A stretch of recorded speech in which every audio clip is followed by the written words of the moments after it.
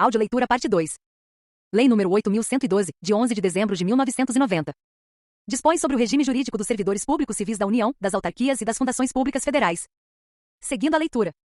Capítulo 2º das proibições. Artigo 117. Ao servidor é proibido ausentar-se do serviço durante o expediente sem prévia autorização do chefe imediato. Retirar sem prévia anuência da autoridade competente qualquer documento ou objeto da repartição. Recusar fé a documentos públicos. Opor resistência injustificada ao andamento de documento e processo ou execução de serviço. Promover manifestação de apreço ou desapreço no recinto da repartição. Cometer a pessoa estranha à repartição, fora dos casos previstos em lei, o desempenho de atribuição que seja de sua responsabilidade ou de seu subordinado. Coagir ou aliciar subordinados no sentido de filiarem-se à associação profissional ou sindical ou a partido político. Manter sob sua chefia imediata, encargo ou função de confiança, cônjuge, companheiro ou parente até o 2º grau civil. Valer-se do cargo para lograr proveito pessoal ou de outrem, em detrimento da dignidade da função pública. Participar de gerência ou administração de sociedade privada, personificada ou não personificada, exercer o comércio, exceto na qualidade de acionista, cotista ou comanditário. Atuar como procurador ou intermediário, junto a repartições públicas, salvo quando se tratar de benefícios previdenciários ou assistenciais de parentes até o 2º grau, e de cônjuge ou companheiro. Receber propina, comissão, presente ou vantagem de qualquer espécie, em razão de suas atribuições. Aceitar comissão, emprego ou pensão de Estado estrangeiro. Praticar usura sob qualquer de suas formas. Proceder de forma desidiosa. Utilizar pessoal ou recursos materiais da repartição em serviços ou atividades particulares. Cometer a outro servidor atribuições estranhas ao cargo que ocupa, exceto em situações de emergência e transitórias. Exercer quaisquer atividades que sejam incompatíveis com o exercício do cargo ou função e com o horário de trabalho. Recusar-se a atualizar seus dados cadastrais quando solicitado. Parágrafo único. A vedação de que trata o inciso 10 do caput deste artigo não se aplica nos seguintes casos: participação nos conselhos de administração e fiscal de empresas ou entidades em que a União detenha, direta ou indiretamente, participação no capital social ou em sociedade cooperativa constituída para prestar serviços a seus membros. E gozo de licença para o trato de interesses particulares, na forma do artigo 91 desta lei, observada a legislação sobre conflito de interesses. Capítulo 3º da acumulação. Artigo 118. Ressalvados os casos previstos na Constituição, é vedada a acumulação remunerada de cargos públicos. Parágrafo 1º. A proibição de acumular estende-se a cargos, empregos e funções em autarquias, fundações públicas, empresas públicas, sociedades de economia mista da União, do Distrito Federal, dos Estados, dos territórios e dos municípios. Parágrafo 2º. A acumulação de cargos, ainda que lícita, fica condicionada à comprovação da compatibilidade de horários. Parágrafo 3º. Considera-se acumulação proibida a percepção de vencimento de cargo ou emprego público efetivo com proventos da inatividade, salvo quando os cargos de que decorram essas remunerações forem acumuláveis na atividade.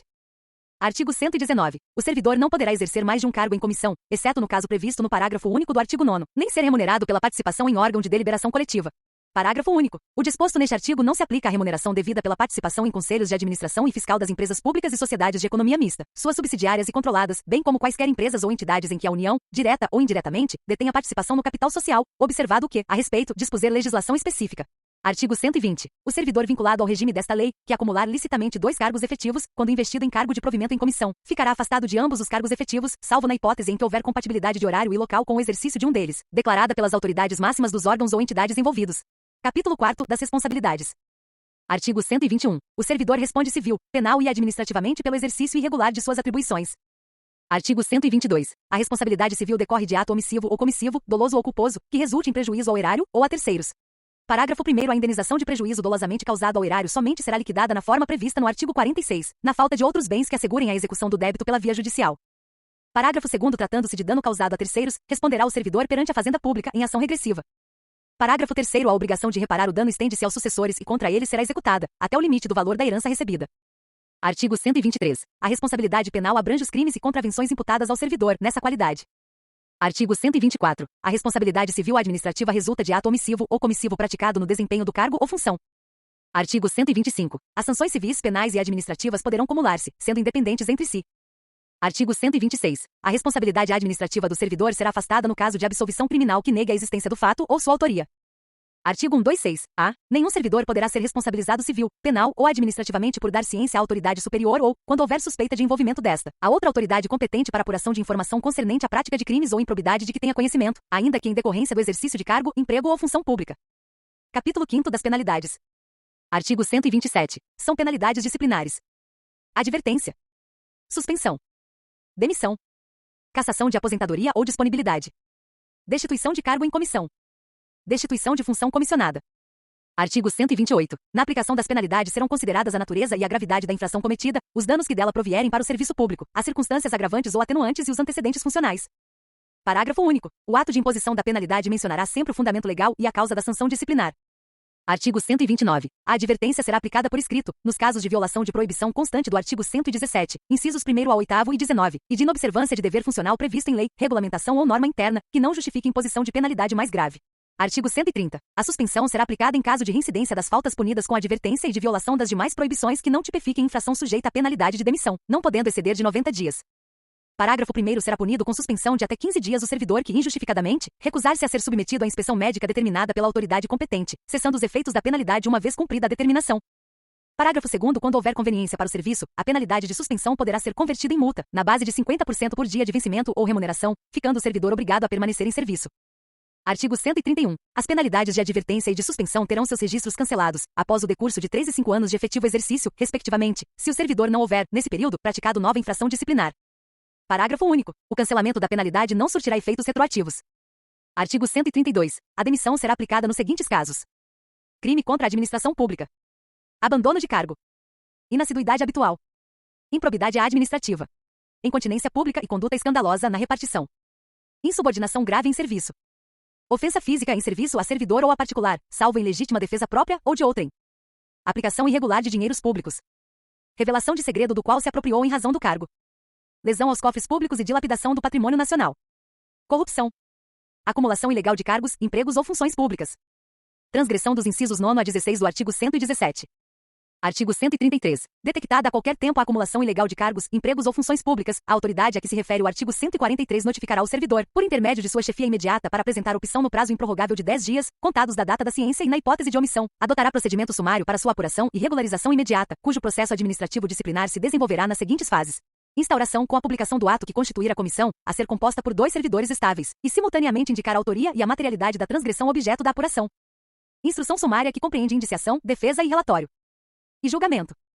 Parágrafo 1º. A indicação da autoria de que trata o inciso 1º dar-se-á pelo nome e matrícula do servidor, e a materialidade pela descrição dos cargos, empregos ou funções públicas em situação de acumulação ilegal, dos órgãos ou entidades de vinculação, das datas de ingresso, do horário de trabalho e do correspondente regime jurídico. Parágrafo 2º. A comissão lavrará, até 3 dias após a publicação do ato que a constituiu, termo de indiciação em que serão transcritas as informações de que trata o parágrafo anterior, bem como promoverá a citação pessoal do servidor indiciado, ou por intermédio de sua chefia imediata para, no prazo de 5 dias, apresentar defesa escrita, assegurando-se-lhe vista do processo na repartição, observado o disposto nos artigos 163 e 164. Parágrafo 3º. Apresentada a defesa, a comissão elaborará relatório conclusivo quanto à inocência ou à responsabilidade do servidor, em que resumirá as peças principais dos autos, opinará sobre a licitude da acumulação em exame, indicará o respectivo dispositivo legal e remeterá o processo à autoridade instauradora para julgamento. Parágrafo 4º. No prazo de 5 dias, contados do recebimento do processo, a autoridade julgadora proferirá sua decisão, aplicando-se, quando for o caso, o disposto no parágrafo 3º do artigo 167. Parágrafo 5º. A opção pelo servidor até o último dia de prazo para a defesa configurará sua boa-fé, hipótese em que se converterá automaticamente em pedido de exoneração do outro cargo. Parágrafo 6º. Caracterizada a acumulação ilegal e provada a má-fé, aplicar-se-á a pena de demissão, destituição ou cassação de aposentadoria ou disponibilidade em relação aos cargos, empregos ou funções públicas em regime de acumulação ilegal, hipótese em que os órgãos ou entidades de vinculação serão comunicados. Parágrafo 7º. O prazo para a conclusão do processo administrativo disciplinar submetido ao rito sumário não excederá 30 dias, contados da data de publicação do ato que constituir a comissão, admitida a sua prorrogação por até 15 dias, quando as circunstâncias o exigirem. Parágrafo 8º. O procedimento sumário rege-se pelas disposições deste artigo, observando-se, no que lhe for aplicável subsidiariamente, as disposições dos títulos 4º e 5º desta lei. Artigo 134. Será cassada a aposentadoria ou a disponibilidade do inativo que houver praticado na atividade, falta punível com a demissão. Artigo 135. A destituição de cargo em comissão exercido por não ocupante de cargo efetivo será aplicada nos casos de infração sujeita às penalidades de suspensão e de demissão. Parágrafo único. Constatada a hipótese de que trata este artigo, a exoneração efetuada nos termos do artigo 35 será convertida em destituição de cargo em comissão. Artigo 136. A demissão ou a destituição de cargo em comissão, nos casos dos incisos 4º, 8º, 10 e 11 do artigo 132, implica a indisponibilidade dos bens e o ressarcimento ao erário, sem prejuízo da ação penal cabível. Artigo 137. A demissão ou a destituição de cargo em comissão, por infringência do artigo 117, incisos 9 e 11, incompatibiliza o ex-servidor para nova investidura em cargo público federal pelo prazo de 5 anos. Parágrafo único. Não poderá retornar ao serviço público federal o servidor que for demitido ou destituído do cargo em comissão por infringência do artigo 132, incisos 1º, 4º, 8º, 10 e 11. Artigo 138. Configura abandono de cargo a ausência intencional do servidor ao serviço por mais de 30 dias consecutivos. Artigo 139. Entende-se por inassiduidade habitual a falta ao serviço, sem causa justificada por 60 dias, interpoladamente, durante o período de 12 meses. Artigo 140. Na apuração de abandono de cargo ou inassiduidade habitual, também será adotado o procedimento sumário a que se refere o artigo 133, observando-se especialmente que: inciso 1º. A indicação da materialidade dar-se-á. Na hipótese de abandono de cargo, pela indicação precisa do período de ausência intencional do servidor ao serviço superior a 30 dias. B. No caso de inassiduidade habitual, pela indicação dos dias de falta ao serviço sem causa justificada, por período igual ou superior a 60 dias interpoladamente durante o período de 12 meses. Inciso 2º. Após a apresentação da defesa, a comissão elaborará relatório conclusivo quanto à inocência ou à responsabilidade do servidor, em que resumirá as peças principais dos autos, indicará o respectivo dispositivo legal, opinará, na hipótese de abandono de cargo, sobre a intencionalidade da ausência ao serviço superior a 30 dias e remeterá o processo à autoridade instauradora para julgamento. Artigo 141. As penalidades disciplinares serão aplicadas pelo Presidente da República, pelos presidentes das Casas do Poder Legislativo e dos Tribunais Federais e pelo Procurador-Geral da República, quando se tratar de demissão e cassação de aposentadoria ou disponibilidade de servidor vinculado ao respectivo poder, órgão ou entidade. Pelas autoridades administrativas de hierarquia imediatamente inferior àquelas mencionadas no inciso anterior, quando se tratar de suspensão superior a 30 dias. Pelo chefe da repartição e outras autoridades na forma dos respectivos regimentos ou regulamentos, nos casos de advertência ou de suspensão de até 30 dias. Pela autoridade que houver feito a nomeação, quando se tratar de destituição de cargo em comissão. Artigo 142. A ação disciplinar prescreverá em 5 anos quanto às infrações puníveis com demissão, cassação de aposentadoria ou disponibilidade e destituição de cargo em comissão. Em 2 anos quanto à suspensão. Em 180 dias quanto à advertência. Parágrafo 1º. O prazo de prescrição começa a correr da data em que o fato se tornou conhecido. Parágrafo 2º. Os prazos de prescrição previstos na lei penal aplicam-se às infrações disciplinares capituladas também como crime. Parágrafo 3º. A abertura de sindicância ou a instauração de processo disciplinar interrompe a prescrição, até a decisão final proferida por autoridade competente. Parágrafo 4º. Interrompido o curso da prescrição, o prazo começará a correr a partir do dia em que cessar a interrupção. Título 5º. Do processo administrativo disciplinar. Capítulo 1º. Disposições gerais. Artigo 143. A autoridade que tiver ciência de irregularidade no serviço público é obrigada a promover a sua apuração imediata, mediante sindicância ou processo administrativo disciplinar, assegurada ao acusado ampla defesa. Parágrafo 1º e 2º. Revogados. Parágrafo 3º. A apuração de que trata o caput por solicitação da autoridade a que se refere, poderá ser promovida por autoridade de órgão ou entidade diverso daquele em que tenha ocorrido a irregularidade, mediante competência específica para tal finalidade, delegada em caráter permanente ou temporário pelo Presidente da República, pelos presidentes das Casas do Poder Legislativo e dos Tribunais Federais e pelo Procurador-Geral da República, no âmbito do respectivo poder, órgão ou entidade, preservadas as competências para o julgamento que se seguirá à apuração. Artigo 144. As denúncias sobre irregularidade serão objeto de apuração, desde que contenham a identificação e o endereço do denunciante e sejam formuladas por escrito, confirmada a autenticidade. Parágrafo único. Quando o fato narrado não configurar evidente infração disciplinar ou ilícito penal, a denúncia será arquivada por falta de objeto. Artigo 145. Da sindicância poderá resultar arquivamento do processo, aplicação de penalidade de advertência ou suspensão de até 30 dias, instauração de processo disciplinar. Parágrafo único. O prazo para a conclusão da sindicância não excederá 30 dias, podendo ser prorrogado por igual período, a critério da autoridade superior. Artigo 146. Sempre que o ilícito praticado pelo servidor ensejar a imposição de penalidade de suspensão por mais de 30 dias de demissão, cassação de aposentadoria ou disponibilidade, ou destituição de cargo em comissão, será obrigatória a instauração de processo disciplinar. Capítulo 2º do afastamento preventivo. Artigo 147. Como medida cautelar e a fim de que o servidor não venha a influir na apuração da irregularidade, a autoridade instauradora do processo disciplinar poderá determinar o seu afastamento do exercício do cargo, pelo prazo de até 60 dias, sem prejuízo da remuneração. Parágrafo único. O afastamento poderá ser prorrogado por igual prazo, fim do qual cessarão os seus efeitos, ainda que não concluído o processo. Capítulo 3º do processo disciplinar. Artigo 148. O processo disciplinar é um instrumento destinado a apurar responsabilidade de servidor por infração praticada no exercício de suas atribuições, ou que tenha relação com as atribuições do cargo em que se encontra investido. Artigo 149. O processo disciplinar será conduzido por comissão composta de 3 servidores estáveis designados pela autoridade competente, observado o disposto no parágrafo 3º do artigo 143, que indicará, dentre eles, o seu presidente, que deverá ser ocupante de cargo efetivo superior ou de mesmo nível, ou ter nível de escolaridade igual ou superior ao do indiciado. Parágrafo 1º. A comissão terá como secretário servidor designado pelo seu presidente, podendo a indicação recair em um de seus membros. Parágrafo 2º. Não poderá participar de comissão de sindicância ou de inquérito, cônjuge, companheiro ou parente do acusado, consanguíneo ou afim, em linha reta ou colateral, até o 3º grau. Artigo 150. A comissão exercerá suas atividades com independência e imparcialidade, assegurado o sigilo necessário à elucidação do fato ou exigido pelo interesse da administração. Parágrafo único. As reuniões e as audiências das comissões terão caráter reservado. Artigo 151. O processo disciplinar se desenvolve nas seguintes fases: instauração com a publicação do ato que constituir a comissão. Inquérito administrativo, que compreende instrução, defesa e relatório. Julgamento. Artigo 152. O prazo para a conclusão do processo disciplinar não excederá 60 dias, contados da data de publicação do ato que constituir a comissão, admitida sua prorrogação por igual prazo, quando as circunstâncias o exigirem. Parágrafo 1º. Sempre que necessário, a comissão dedicará tempo integral aos seus trabalhos, ficando seus membros dispensados do ponto, até a entrega do relatório final. Parágrafo 2º. As reuniões da comissão serão registradas em atas que deverão detalhar as deliberações adotadas. Seção 1ª do inquérito. Artigo 153. O inquérito administrativo obedecerá ao princípio do contraditório, assegurada ao acusado ampla defesa, com a utilização dos meios e recursos admitidos em direito. Artigo 154. Os autos da sindicância integrarão o processo disciplinar, como peça informativa da instrução. Parágrafo único. Na hipótese de o relatório da sindicância concluir que a infração está capitulada como ilícito penal, a autoridade competente encaminhará cópia dos autos ao Ministério Público, independentemente da imediata instauração do processo disciplinar. Artigo 155. Na fase do inquérito, a comissão promoverá a tomada de depoimentos, acariações, investigações e diligências cabíveis, objetivando a coleta de prova, recorrendo, quando necessário, a técnicos e peritos, de modo a permitir a completa elucidação dos fatos. Artigo 156. É assegurado ao servidor o direito de acompanhar o processo pessoalmente ou por intermédio de procurador, arrolar e inquirir testemunhas, produzir provas e contraprovas e formular quesitos, quando se tratar de prova pericial. Parágrafo 1º. O presidente da comissão poderá denegar pedidos considerados impertinentes, meramente protelatórios, ou de nenhum interesse para o esclarecimento dos fatos. Parágrafo 2º. Será indeferido o pedido de prova pericial, quando a comprovação do fato independer de conhecimento especial de perito. Artigo 157. As testemunhas serão intimadas a depor mediante mandado expedido pelo presidente da comissão, devendo a segunda via, consciente do interessado, ser anexado aos autos. Parágrafo único. Se a testemunha for servidor público, a expedição do mandado será imediatamente comunicada ao chefe da repartição onde serve, com a indicação do dia e hora marcados para inquirição. Artigo 158. O depoimento será prestado oralmente e reduzido a termo, não sendo lícito a testemunha trazê-lo por escrito. Parágrafo 1º. As testemunhas serão inquiridas separadamente. Parágrafo 2º. Na hipótese de depoimentos contraditórios ou que se infirmem, proceder-se-á à acariação entre os depoentes.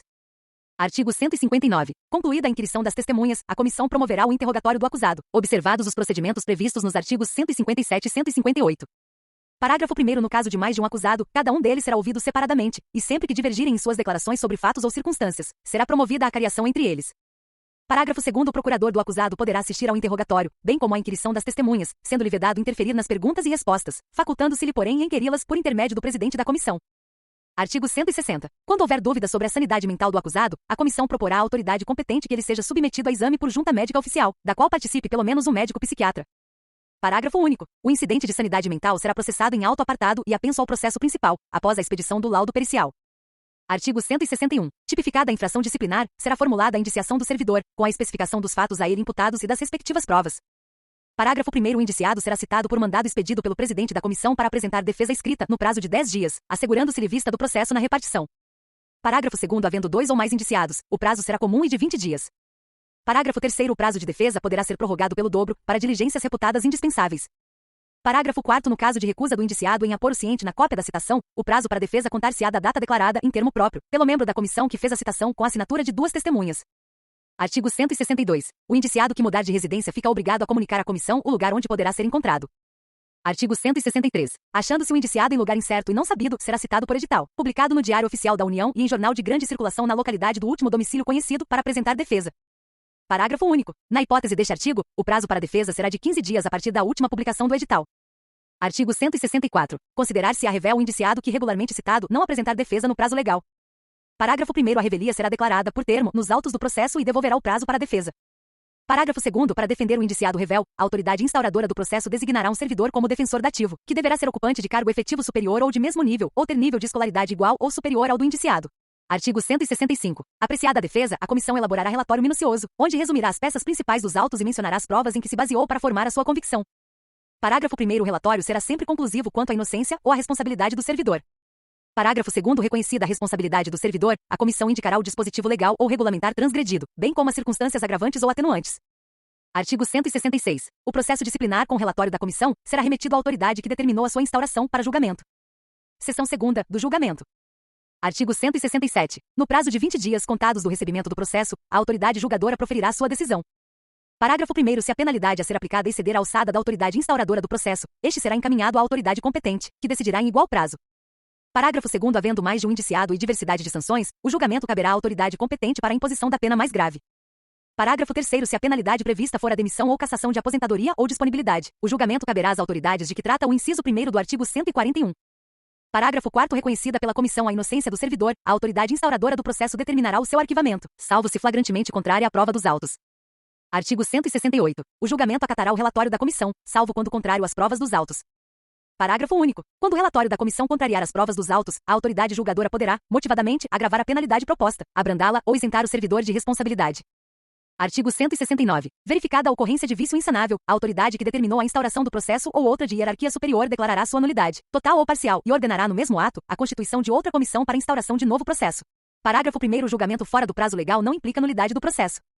Parágrafo 2º. A autoridade julgadora que der causa à prescrição de que trata o artigo 142, parágrafo 2º, será responsabilizada na forma do capítulo 4º do título 4º. Artigo 170. Extinta a punibilidade pela prescrição, a autoridade julgadora determinará o registro do fato nos assentamentos individuais do servidor.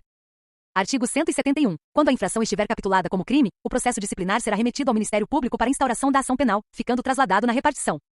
Artigo 172. O servidor que responder a processo disciplinar só poderá ser exonerado a pedido ou aposentado voluntariamente após a conclusão do processo e o cumprimento da penalidade, a caso aplicada. Parágrafo único. Ocorrida a exoneração de que trata o parágrafo único, inciso 1º do artigo 34, o ato será convertido em demissão, se for o caso. Artigo 173. Serão assegurados transporte e diárias ao servidor convocado para prestar depoimento fora da sede de sua repartição, na condição de testemunha, denunciado ou indiciado. Aos membros da comissão e ao secretário, quando obrigados a se deslocarem da sede dos trabalhos para a realização de missão essencial ao esclarecimento dos fatos. Seção 3ª, da revisão do processo. Artigo 174. O processo disciplinar poderá ser revisto, a qualquer tempo, a pedido ou de ofício, quando se aduzirem fatos novos ou circunstâncias suscetíveis de justificar a inocência do punido ou a inadequação da penalidade aplicada. Parágrafo 1º. Em caso de falecimento, ausência ou desaparecimento do servidor, qualquer pessoa da família poderá requerer a revisão do processo. Parágrafo 2º. No caso de incapacidade mental do servidor, a revisão será requerida pelo respectivo curador. Artigo 175. No processo revisional, o ônus da prova cabe ao requerente. Artigo 176. A simples alegação de injustiça da penalidade não constitui fundamento para revisão, que requer elementos novos, ainda não apreciados no processo originário. Artigo 177. O requerimento de revisão do processo será dirigido ao ministro de Estado ou autoridade equivalente, que, se autorizar a revisão, encaminhará o pedido ao dirigente do órgão ou entidade onde se originou o processo disciplinar. Parágrafo único. Deferida a petição, a autoridade competente providenciará a constituição de comissão, na forma do artigo 149. Artigo 178. A revisão correrá em apenso ao processo originário. Parágrafo único. Na petição inicial, o requerente pedirá dia e hora para a produção de provas e inquirição das testemunhas que arrolar. Artigo 179. A comissão revisora terá 60 dias para a conclusão dos trabalhos. Artigo 180. Aplicam-se aos trabalhos da comissão revisora, no que couber, as normas e procedimentos próprios da comissão do processo disciplinar. Artigo 181. O julgamento caberá à autoridade que aplicou a penalidade nos termos do artigo 141. Parágrafo único. O prazo para julgamento será de 20 dias, contados do recebimento do processo, no curso do qual a autoridade julgadora poderá determinar diligências. Artigo 182. Julgada procedente a revisão, será declarada sem efeito a penalidade aplicada, restabelecendo-se todos os direitos do servidor, exceto em relação à destituição do cargo em comissão, que será convertida em exoneração. Parágrafo único. Da revisão do processo não poderá resultar agravamento de penalidade. Título 6º. Da Seguridade Social do Servidor. Capítulo 1º. Disposições gerais. Artigo 183. A União manterá plano de seguridade social para o servidor e sua família. Parágrafo 1º. O servidor ocupante de cargo em comissão que não seja, simultaneamente, ocupante de cargo ou emprego efetivo na administração pública direta, autárquica e fundacional não terá direito aos benefícios do plano de seguridade social, com exceção da assistência à saúde. Parágrafo 2º. O servidor afastado ou licenciado do cargo efetivo, sem direito à remuneração, inclusive para servir em organismo oficial internacional do qual o Brasil seja membro efetivo ou com o qual coopere, ainda que contribua para regime de previdência social no exterior, terá suspenso seu vínculo com o regime do plano de seguridade social do servidor público enquanto durar o afastamento ou a licença, não lhes assistindo neste período os benefícios do mencionado regime de previdência. Parágrafo 3º. Será assegurada ao servidor licenciado ou afastado sem remuneração a manutenção da vinculação ao regime do plano de seguridade social do servidor público, mediante o recolhimento mensal da respectiva contribuição, no mesmo percentual devido pelos servidores em atividade, incidente sobre a remuneração total do cargo a que faz jus no exercício de suas atribuições, computando-se, para esse efeito, inclusive as vantagens pessoais. Parágrafo 4º. O recolhimento de que trata o parágrafo 3º deve ser efetuado até o segundo dia útil após a data do pagamento das remunerações dos servidores públicos, aplicando-se os procedimentos de cobrança e execução dos tributos federais quando não recolhidas na data de vencimento. Artigo 184. O plano de seguridade social visa a dar cobertura aos riscos a que estão sujeitos o servidor e sua família, e compreende um conjunto de benefícios e ações que atendam às seguintes finalidades: garantir meios de subsistência nos eventos de doença, invalidez, velhice, acidente em serviço, inatividade, falecimento e reclusão. Proteção à maternidade, à adoção e à paternidade. Assistência à saúde. Parágrafo único. Os benefícios serão concedidos nos termos e condições definidos em regulamento, observadas as disposições desta lei. Artigo 185. Os benefícios do plano de seguridade social do servidor compreendem: quanto ao servidor, a aposentadoria. B. Auxílio natalidade. C. Salário família. D. Licença para tratamento de saúde. E. Licença gestante, a adotante e licença paternidade. F. Licença por acidente em serviço. G. Assistência à saúde. H. Garantia de condições individuais e ambientais de trabalho satisfatórias. Quanto ao dependente, a pensão vitalícia e temporária. B. Auxílio funeral. C. Auxílio reclusão. D. Assistência à saúde. Parágrafo 1º. As aposentadorias e pensões serão concedidas e mantidas pelos órgãos ou entidades aos quais se encontram vinculados os servidores, observado o disposto nos artigos 189 e 224. Parágrafo 2º. O recebimento indevido de benefícios havidos por fraude, dolo ou má-fé implicará devolução ao erário do total auferido, sem prejuízo da ação penal cabível. Capítulo 2º. Dos benefícios. Seção 1ª. Da aposentadoria. Artigo 186. O servidor será aposentado. Vide artigo 40 da Constituição. Inciso 1º, por invalidez permanente, sendo os proventos integrais quando decorrente de acidente em serviço, moléstia profissional ou doença grave, contagiosa ou incurável especificada em lei e proporcionais nos demais casos. Inciso 2º, compulsoriamente aos 70 anos de idade, com proventos proporcionais ao tempo de serviço. Inciso 3º, voluntariamente. A linha A, aos 35 anos de serviço se homem, e aos 30 se mulher com proventos integrais. A linha B, aos 30 anos de efetivo exercício em funções de magistério se professor, e 25 se professora, com proventos integrais. A linha C, aos 30 anos de serviço se homem, e aos 25 se mulher, com proventos proporcionais a esse tempo. A linha D, aos 65 anos de idade se homem, e aos 60 se mulher, com proventos proporcionais ao tempo de serviço. Parágrafo 1º, consideram-se doenças graves, contagiosas ou incuráveis, a que se refere o inciso 1º deste artigo, tuberculose ativa, alienação mental, esclerose múltipla, neoplasia maligna, cegueira posterior ao ingresso no serviço público, hanseníase, cardiopatia grave, doença de Parkinson, paralisia irreversível e incapacitante, espondiloartrose anquilosante, nefropatia grave, estados avançados do mal de Paget, osteite deformante, síndrome de imunodeficiência adquirida, AIDS e outras, que a lei indicar com base na medicina especializada. Parágrafo 2º, nos casos de exercício de atividades consideradas insalubres ou perigosas, bem como nas hipóteses previstas no artigo 71, a aposentadoria de que trata o inciso 3º, alíneas A e C observará o disposto em lei específica. Parágrafo 3º, na hipótese do inciso 1º, o servidor será submetido à junta médica oficial, que atestará a invalidez quando caracterizada a incapacidade para o desempenho das atribuições do cargo, ou a impossibilidade de se aplicar o disposto no artigo 24. Artigo 187. A aposentadoria compulsória será automática e declarada por ato, com vigência a partir do dia imediato àquele em que o servidor atingir a idade limite de permanência no serviço ativo. Artigo 188. A aposentadoria voluntária ou por invalidez vigorará a partir da data da publicação do respectivo ato. Parágrafo 1º. A aposentadoria por invalidez será precedida de licença para tratamento de saúde, por período não excedente a 24 meses. Parágrafo 2º. Expirado o período de licença e não estando em condições de reassumir o cargo ou de ser readaptado, o servidor será aposentado. Parágrafo 3º. O lapso de tempo compreendido entre o término da licença e a publicação do ato da aposentadoria será considerado como de prorrogação da licença. Parágrafo 4º. Para os fins do disposto no parágrafo 1º deste artigo, serão consideradas apenas as licenças motivadas pela enfermidade ensejadora da invalidez ou doenças correlacionadas. Parágrafo 5º. A critério da administração, o servidor em licença para tratamento de saúde ou aposentado por invalidez poderá ser convocado a qualquer momento, para avaliação das condições que ensejaram o afastamento ou a aposentadoria. Artigo 189. O provento da aposentadoria será calculado com observância do disposto no parágrafo 3º do artigo 41, e revisto na mesma data e proporção, sempre que se modificar a remuneração dos servidores em atividade. Parágrafo único. São estendidos aos inativos quaisquer benefícios ou vantagens posteriormente concedidas aos servidores em atividade, inclusive quando decorrentes de transformação ou reclassificação do cargo ou função em que se deu a aposentadoria. Artigo 190. O servidor aposentado com provento proporcional ao tempo de serviço se acometido de qualquer das moléstias especificadas no parágrafo 1º do artigo 186 desta lei e por esse motivo for considerado inválido por junta médica oficial passará a perceber provento integral, calculado com base no fundamento legal de concessão da aposentadoria.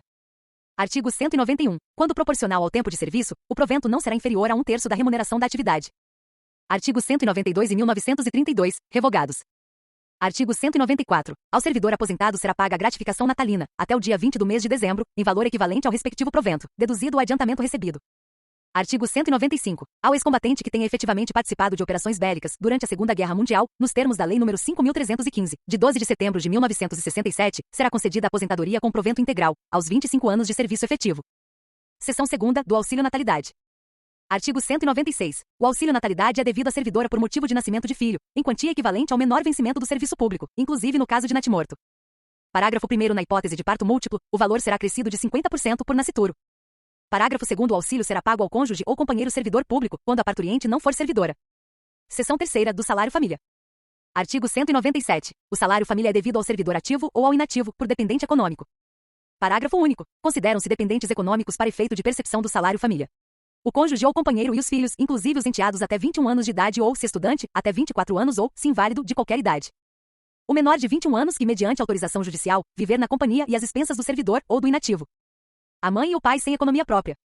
Artigo 198. Não se configura a dependência econômica quando o beneficiário do salário família perceber rendimento do trabalho ou de qualquer outra fonte, inclusive pensão ou provento da aposentadoria, em valor igual ou superior ao salário mínimo.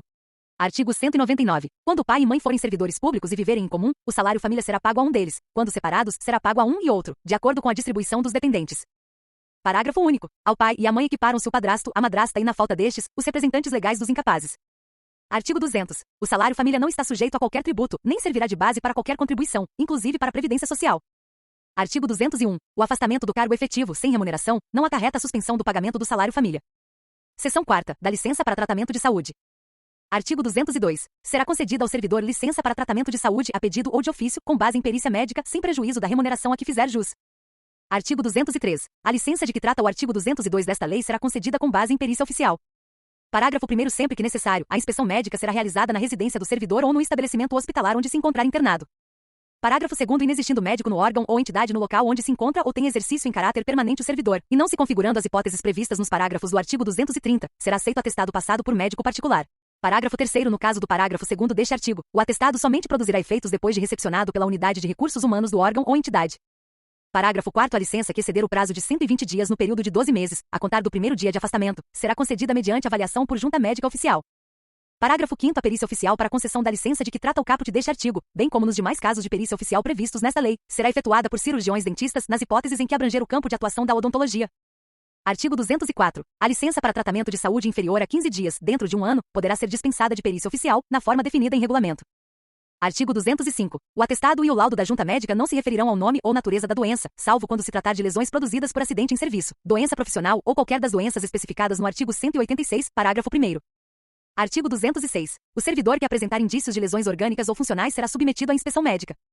Artigo 206. A. O servidor será submetido a exames médicos periódicos, nos termos e condições definidos em regulamento.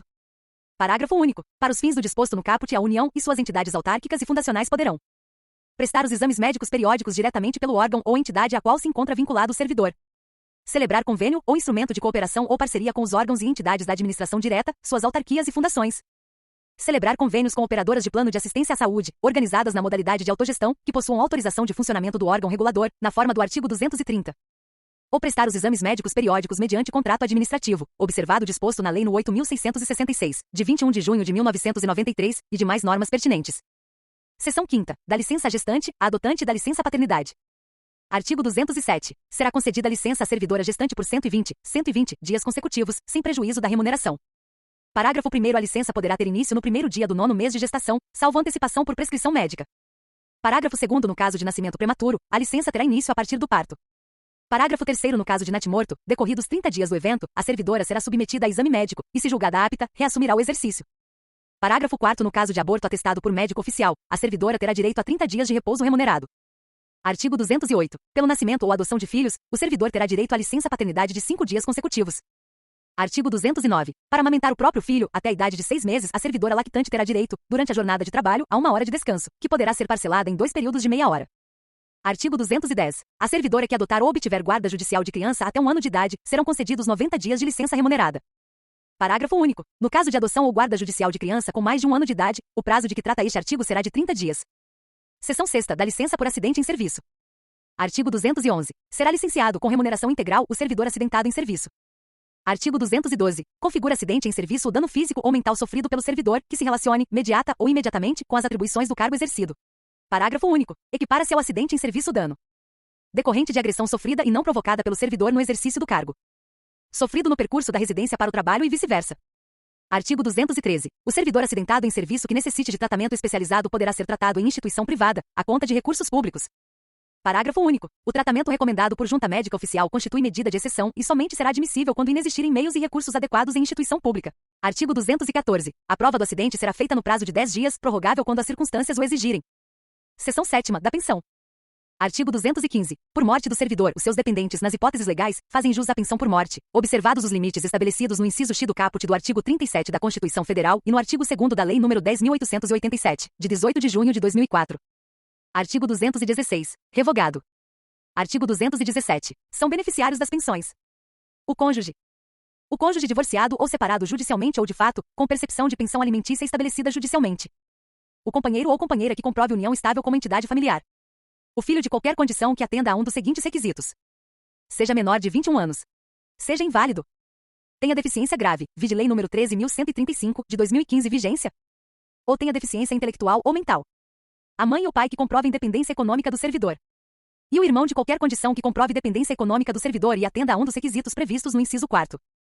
Parágrafo 1º. A concessão de pensão aos beneficiários de que tratam os incisos 1º a 4º do caput exclui os beneficiários referidos nos incisos 5º e 6º.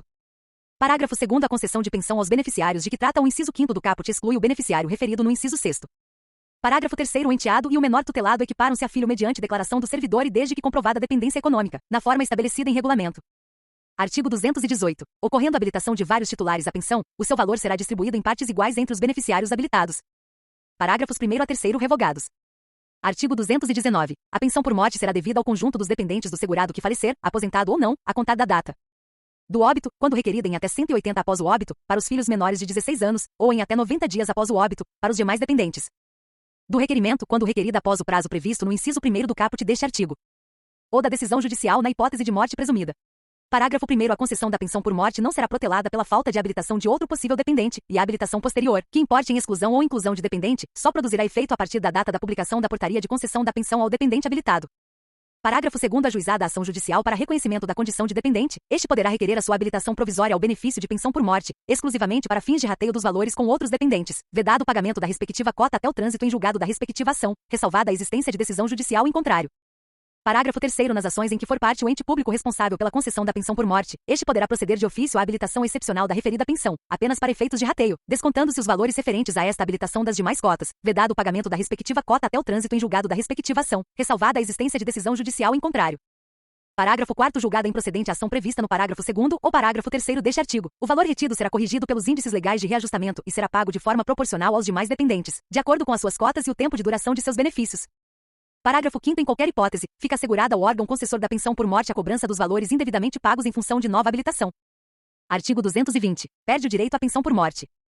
Após o trânsito em julgado, o beneficiário condenado pela prática de crime de que tenha dolosamente resultado a morte do servidor. O cônjuge, o companheiro ou a companheira se comprovada, a qualquer tempo, simulação ou fraude no casamento ou na união estável, ou a formalização desses com fim exclusivo de constituir benefício previdenciário, apuradas em processo judicial no qual será assegurado o direito ao contraditório e à ampla defesa. Artigo 221. Será concedida pensão provisória por morte presumida do servidor, nos seguintes casos: declaração de ausência pela autoridade judiciária competente. Desaparecimento em desabamento, inundação, incêndio ou acidente não caracterizado como em serviço. Desaparecimento no desempenho das atribuições do cargo ou em missão de segurança. Parágrafo único. A pensão provisória será transformada em vitalícia ou temporária, conforme o caso, decorridos 5 anos de sua vigência, ressalvado o eventual reaparecimento do servidor, hipótese em que o benefício será automaticamente cancelado. Artigo 222. Acarreta perda da qualidade de beneficiário. O seu falecimento. A anulação do casamento, quando a decisão ocorrer após a concessão da pensão ao cônjuge. A cessação da invalidez, em se tratando de beneficiário inválido, ou afastamento da deficiência, em se tratando de beneficiário com deficiência, respeitados os períodos mínimos decorrentes da aplicação das alíneas A e B, do inciso 7º, do caput deste artigo. O implemento da idade de 21 anos pelo filho ou irmão. A acumulação de pensão na forma do artigo 225. A renúncia expressa.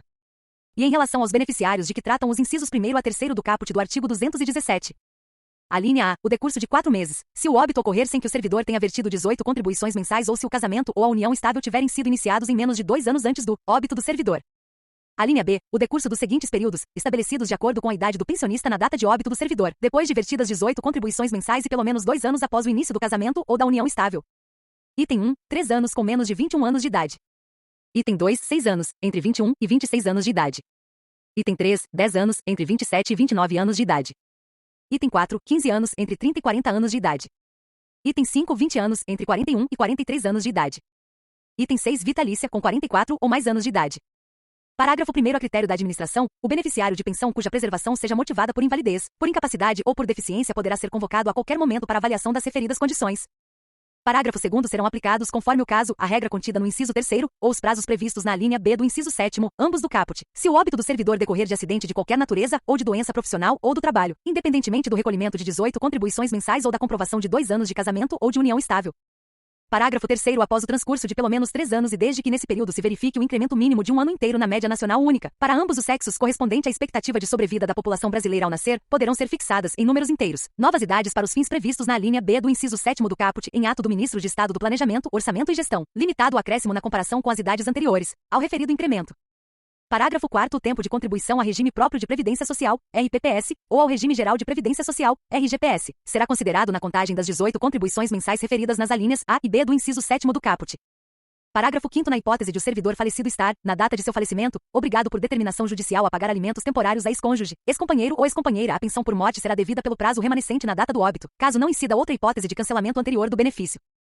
Parágrafo 6º. O beneficiário que não atender à convocação de que trata o parágrafo 1º deste artigo terá o benefício suspenso, observado o disposto nos incisos 1º e 2º do caput do artigo 95 da Lei nº 13.146, de 6 de julho de 2015. Parágrafo 7º. O exercício de atividade remunerada, inclusive na condição de microempreendedor individual, não impede a concessão ou manutenção da cota da pensão de dependente com deficiência intelectual ou mental ou com deficiência grave. Parágrafo 8º. No ato de requerimento de benefícios previdenciários, não será exigida a apresentação de termo de curatela de titular ou de beneficiário com deficiência, observados os procedimentos a serem estabelecidos em regulamento. Artigo 223. Por morte ou perda da qualidade de beneficiário, a respectiva cota reverterá para os cobeneficiários. Incisos 1º e 2º revogados. Artigo 224. As pensões serão automaticamente atualizadas na mesma data e na mesma proporção dos reajustes dos vencimentos dos servidores, aplicando-se o disposto no parágrafo único do artigo 189. Artigo 225. Ressalvado o direito de opção, é vedada a percepção cumulativa de pensão deixada por mais de um cônjuge ou companheira e de mais de 2 pensões. Seção 8ª, do auxílio funeral. Artigo 226. O auxílio funeral é devido à família do servidor falecido na atividade ou aposentado, em valor equivalente a 1 mês da remuneração ou provento. Parágrafo 1º. No caso de acumulação legal de cargos, o auxílio será pago somente em razão do cargo de maior remuneração. Parágrafo 2º. Vetado. Parágrafo 3º. O auxílio será pago no prazo de 48 horas, por meio de procedimento sumaríssimo, à pessoa da família que houver custeado o funeral. Artigo 227. Se o funeral for custeado por terceiro, este será indenizado, observado o disposto no artigo anterior. Artigo 228. Em caso de falecimento de servidor em serviço fora do local de trabalho, inclusive no exterior, as despesas de transporte do corpo correrão à conta de recursos da União, autarquia ou fundação pública. Seção 9ª, do auxílio reclusão. Artigo 229. A família do servidor ativo é devido ao auxílio reclusão, nos seguintes valores: 2/3 da remuneração quando afastado por motivo de prisão, em flagrante ou preventiva, determinada pela autoridade competente enquanto perdurar a prisão. Metade da remuneração durante o afastamento em virtude de condenação por sentença definitiva, a pena que não determine a perda de cargo. Parágrafo 1º. Nos casos previstos no inciso 1º deste artigo, o servidor terá direito à integralização da remuneração, desde que absolvido. Parágrafo 2º. O pagamento do auxílio reclusão cessará a partir do dia imediato àquele em que o servidor for posto em liberdade, ainda que condicional. Parágrafo 3º. Ressalvado o disposto neste artigo, o auxílio reclusão será devido, nas mesmas condições da pensão por morte, aos dependentes do segurado recolhido à prisão. Capítulo 3º. Da assistência à saúde. Artigo 230. A assistência à saúde do servidor, ativo ou inativo, e de sua família compreende assistência médica, hospitalar, odontológica, psicológica e farmacêutica. Terá como diretriz básica o implemento de ações preventivas voltadas para a promoção da saúde e será prestada pelo Sistema Único de Saúde, SUS, diretamente pelo órgão ou entidade ao qual estiver vinculado o servidor, ou mediante convênio ou contrato, ou ainda na forma de auxílio, mediante ressarcimento parcial do valor dispendido pelo servidor, ativo ou inativo, e seus dependentes ou pensionistas com planos ou seguros privados de assistência à saúde, na forma estabelecida em regulamento. Parágrafo 1º. Nas hipóteses previstas nesta lei em que seja exigida perícia, avaliação ou inspeção médica na ausência de médico ou junta médica oficial, para sua realização o órgão ou entidade celebrará, preferencialmente, convênio com unidades de atendimento do Sistema Público de Saúde, entidades sem fins lucrativos declaradas de utilidade pública, ou com o Instituto Nacional do Seguro Social, INSS. Parágrafo 2º. Na impossibilidade devidamente justificada da aplicação do disposto no parágrafo anterior, o órgão ou entidade promoverá a contratação da prestação de serviços por pessoa jurídica, que constituirá junta médica especificamente para esses fins, indicando os nomes e especialidades dos seus integrantes, com a comprovação de suas habilitações e de que não estejam respondendo a processo disciplinar junto à entidade fiscalizadora da profissão. Parágrafo 3º. Para os fins do disposto no caput deste artigo, ficam a União e suas entidades autárquicas e fundacionais autorizadas a celebrar convênios exclusivamente para a prestação de serviços de assistência à saúde para os seus servidores ou empregados ativos, aposentados, pensionistas, bem como para seus respectivos grupos familiares definidos, com entidades de autogestão por elas patrocinadas por meio de instrumentos jurídicos efetivamente celebrados e publicados até 12 de fevereiro de 2006 e que possuam autorização de funcionamento do órgão regulador, sendo certo que os convênios celebrados depois dessa data somente poderão sê-lo na forma da regulamentação específica sobre patrocínio de autogestões, a ser publicada pelo mesmo órgão regulador, no prazo de 180 dias da vigência desta lei, normas essas também aplicáveis aos convênios existentes até 12 de fevereiro de 2006. Contratar, mediante licitação, na forma da Lei no 8.666, de 21 de junho de 1993, operadoras de planos e seguros privados de assistência à saúde que possuam autorização de funcionamento do órgão regulador.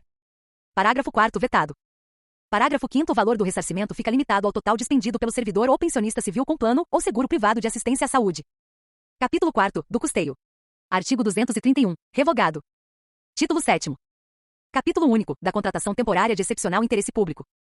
Artigo 232, 233, 234 e 235, revogados. Título 8º. Capítulo único. Das disposições gerais. Artigo 236. O Dia do Servidor Público será comemorado a 28 de outubro. Artigo 237. Poderão ser instituídos, no âmbito dos poderes executivo, legislativo e judiciário, os seguintes incentivos funcionais, além daqueles já previstos nos respectivos planos de carreira: prêmios pela apresentação de ideias, inventos ou trabalhos que favoreçam o aumento de produtividade e a redução dos custos operacionais.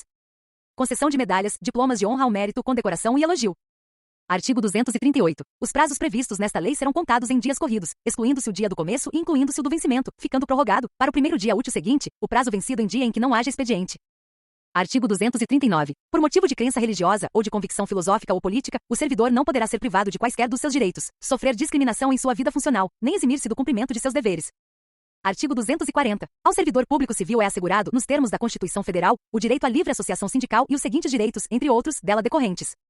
A linha de ser representado pelo sindicato, inclusive como substituto processual. A linha B de inamovibilidade do dirigente sindical, até um ano após o final do mandato, exceto se a pedido. A linha C de descontar em folha, sem ônus para a entidade sindical a que for filiado, o valor das mensalidades e contribuições definidas em Assembleia Geral da categoria.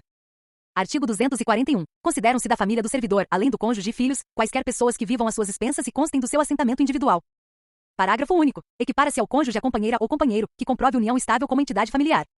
Artigo 242. Para os fins desta lei, considera-se sede o município onde a repartição estiver instalada e onde o servidor tiver exercício em caráter permanente. Título 9. Capítulo único das disposições transitórias e finais.